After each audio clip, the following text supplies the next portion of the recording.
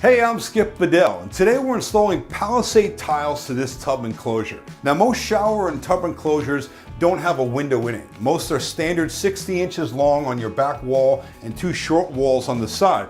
But this particular installation today, we do have a window that we're going to have to cover with tile. We can do that quite easily using the Palisade tiles and ripping them to small pieces on the table saw, but it's important that we get those measurements first.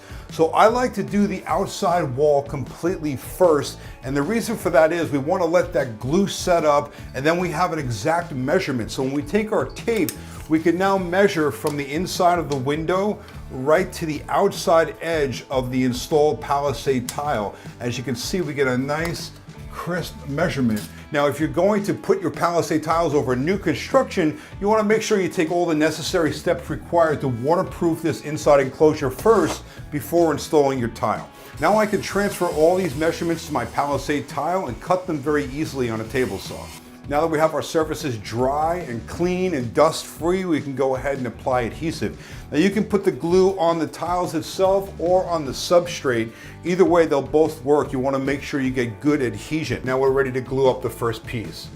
I like to start with the top piece, and this is important that the surfaces line up flush with each other. We want the inside tile here to line up flush with the outside tile. This way we can cover it easily with our corner trim. So we'll press it into place. And if you need to, you can take some painter's tape and tape this top part that's upside down up for a few minutes until the glue sets up. For more information, check out palisade-tiles.com.